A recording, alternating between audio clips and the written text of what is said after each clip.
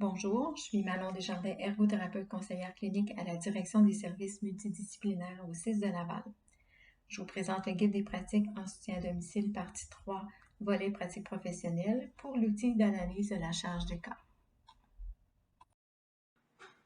Dans cette présentation, nous allons regarder brièvement le contexte, le contenu du guide partie 3, les objectifs de celui-ci, et nous allons nous attarder plus longuement sur la révision de la charge de cas proprement dite, qui comprend la méthodologie pour la calculer, les éléments de la grille d'analyse, des exemples pour en déterminer la complexité et en faire le bilan, et aussi souligner quelques particularités. On terminera la séance par une démonstration d'une des activités d'appropriation pour cet outil.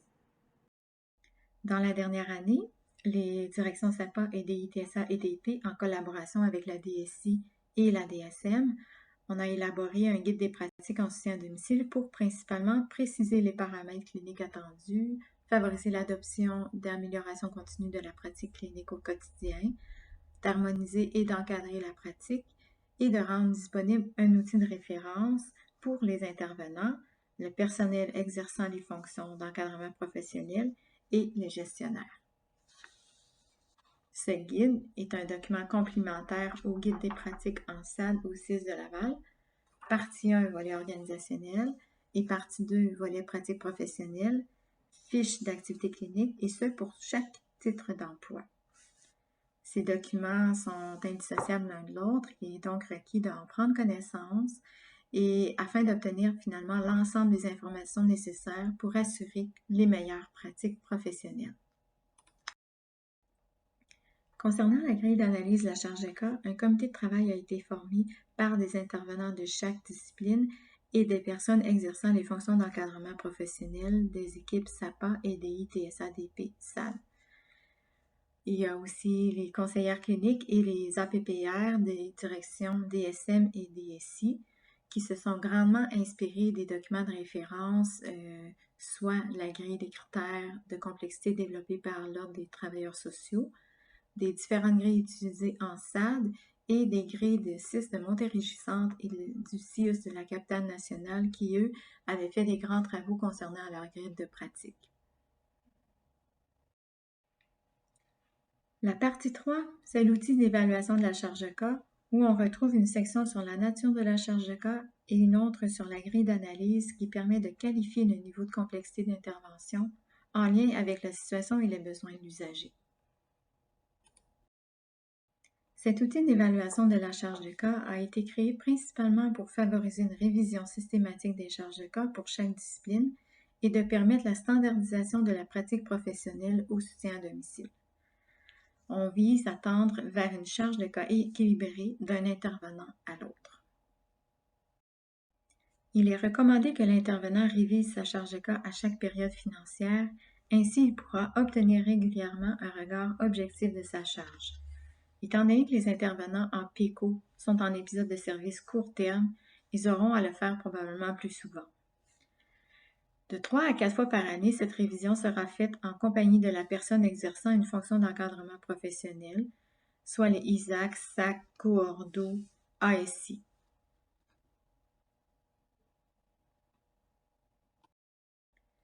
Chaque titre d'emploi a sa propre grille d'analyse qui ressemble à celle-ci. Les différents éléments comprennent les critères qui sont définis dans la colonne de gauche et qui sont qualifiés par les énoncés des autres colonnes. Selon les disciplines, les grilles comportent entre 5 et 7 critères d'analyse. Chaque colonne a sa cote de 4 à 0,5 où 4 représente la situation la plus complexe et 0,5 la moins complexe. La méthodologie pour l'analyse de la complexité des cas basée sur les besoins de l'usager et le bilan s'effectue selon les étapes suivantes. Qualifier chacun des critères à l'aide des énoncés inscrits dans les colonnes portant sur la nature des dossiers. Ça doit être en lien, bien évidemment, avec leur influence sur le plan d'intervention. Ensuite, il faut établir le degré de complexité une fois que tous les critères seront analysés en additionnant le nombre de critères pour chaque colonne. On multiplie ce nombre par la pondération attitrée à la colonne et on retient la colonne qui a la pondération la plus élevée. Celle qui a le pointage le plus élevé va correspondre à l'intensité d'intervention de cet usager. Il y arrive qu'il y a deux colonnes qui ont la même pondération, alors il faut choisir la colonne avec l'intensité d'intervention la plus élevée. Pour obtenir la cote finale de la charge de cas, donc il faut compiler toutes les informations en fonction de chacun des usagers pour chaque colonne, multiplier ce nombre par la pondération, puis additionner ces totaux. Ça a l'air un petit peu compliqué comme ça, mais on va voir avec des exemples comment on va pouvoir calculer la charge de cas. Il est important de préciser que l'analyse doit représenter une photo du moment présent et non les interventions ou démarches faites ou à venir à trop long terme. Elle doit tenir compte de la situation actuelle de l'usager et de ses besoins et du plan d'intervention mis à jour. Ici, on a un exemple de la grille en psychosocial où l'intervenant a qualifié les 7 critères pour son usager. Il a retenu 3 énoncés dans la colonne 3 et retenu 4 énoncés dans la colonne 2.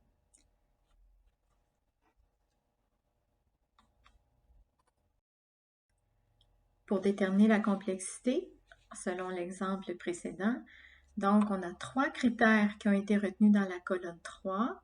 Donc on multiplie ces deux nombres-là, ça donne 9. On a 4 critères dans la colonne 2, donc ça nous donne un total de 8.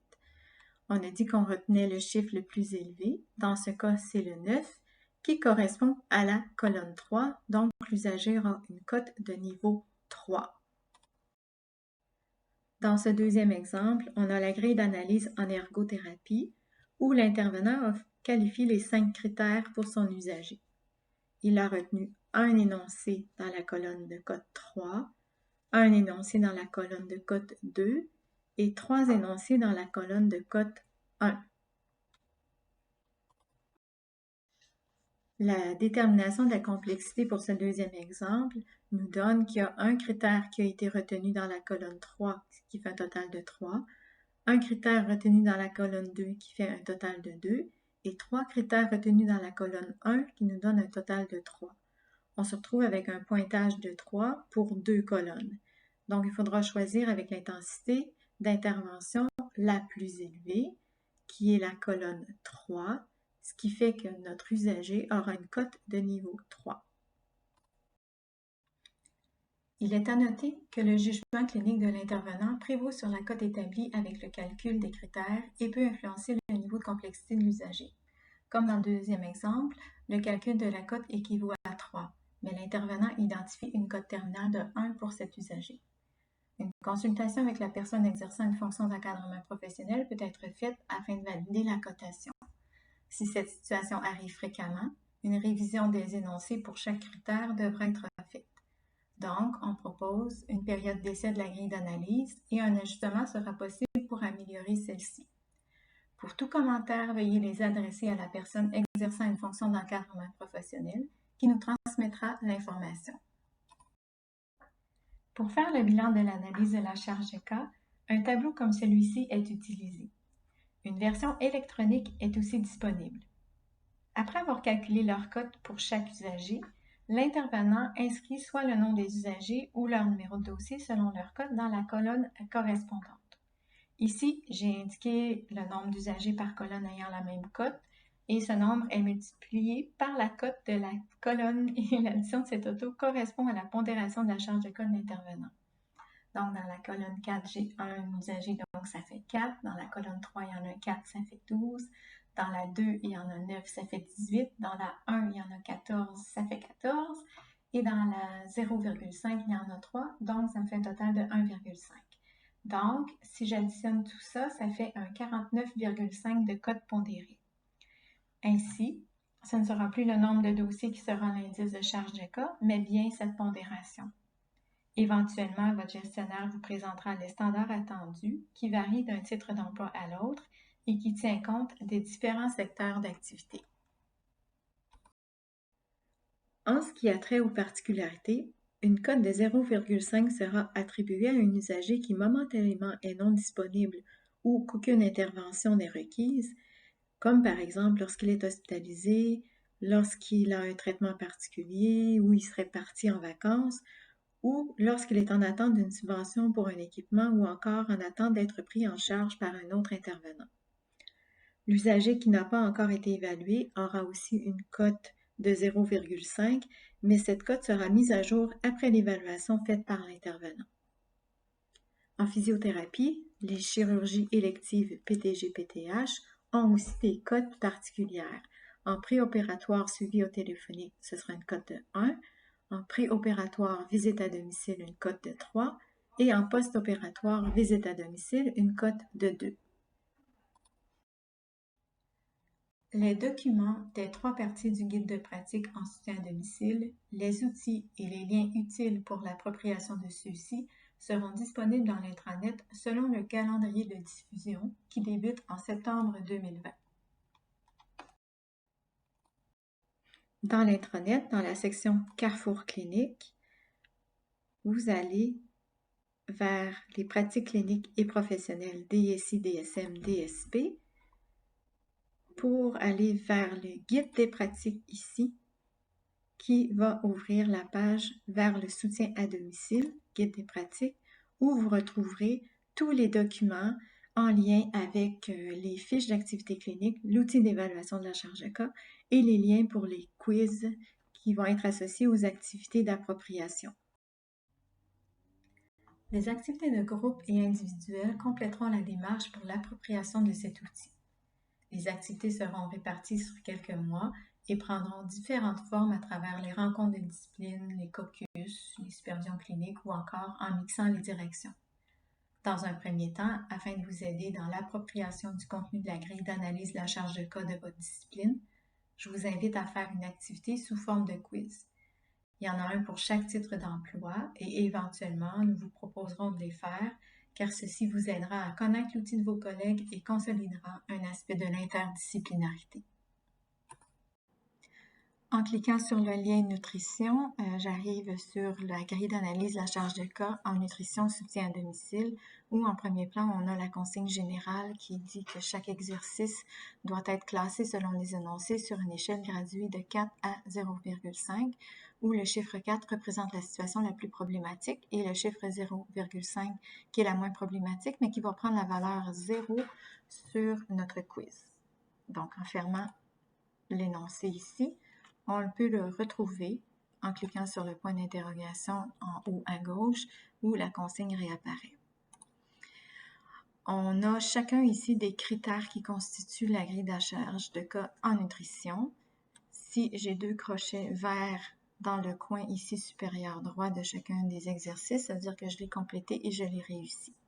Donc, je vais m'attarder sur l'exercice apport oral ou soutien nutritionnel poids. Je retrouve à nouveau la consigne et je dois maintenant placer chacun de ces énoncés sur la grille de 0 à 4. Donc, je vois ici qu'il y a un apport nutritionnel de 25 à 50% des besoins, perte de poids modérée. Bon, si c'est modéré, c'est peut-être pas si grave, mais on va le mettre ici. Apport nutritionnel qui couvre moins de 25% des besoins, perte de poids sévère. Donc, ça risque d'être un problème. Apport nutritionnel qui couvre plus de 75% des besoins, poids stable et ou gain de poids. Un peu embêté, on va aller voir les autres. Apport nutritionnel qui couvre entre 50 et 75% des besoins, perte de poids légère et besoins nutritionnels généralement couverts, poids stable. Donc, si j'ai un poids stable, je vais le mettre à 0. Donc, je vais me fier au pourcentage ici. Donc, le 75% va aller ici, le 50 à 75 et le 20 à 25, 25 à 50. Donc, si je vérifie, peut-être, tiens, je vais faire l'inverse, juste pour vous montrer. En cliquant ici en bas à droite, je valide. Malheureusement, j'ai fait une erreur, donc je peux reprendre les énoncés, les replacer en considérant la gradation des niveaux de complexité et en recliquant ici, j'obtiens la bonne réponse, la bonne solution. En cliquant sur OK, ça me permet d'aller dans le coin en haut à droite où il y a la flèche blanche, en haut à gauche plutôt, qui me ramène finalement aux différents critères où on voit ici que j'ai complété puis que je peux procéder à d'autres quiz. Au cours des prochaines semaines et des prochains mois, un accompagnement et un soutien de la DSI et de la DSM seront offerts à l'ensemble des équipes pour faire l'analyse de la charge de cas. Si entre-temps vous avez des questions, n'hésitez pas à vous référer à la personne exerçant une fonction d'encadrement professionnel de votre équipe ou encore à votre gestionnaire. Ils pourront, au besoin, communiquer avec nous. Ceci conclut cette présentation. Merci beaucoup.